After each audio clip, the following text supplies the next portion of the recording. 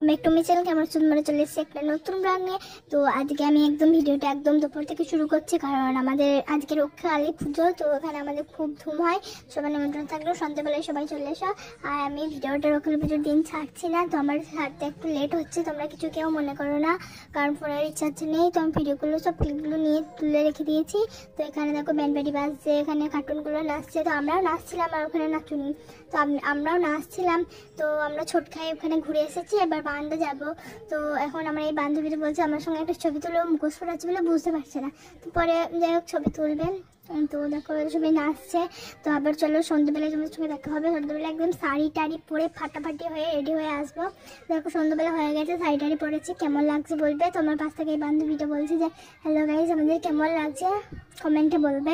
তো সত্যি কমেন্টে বলবে আমাদের কেমন লাগছে। তো তারপর আমি বললাম যে চল ঘুরে আসি খাওয়ার দিকটা থেকে। তো পরে তার দেখতে পাবোই না,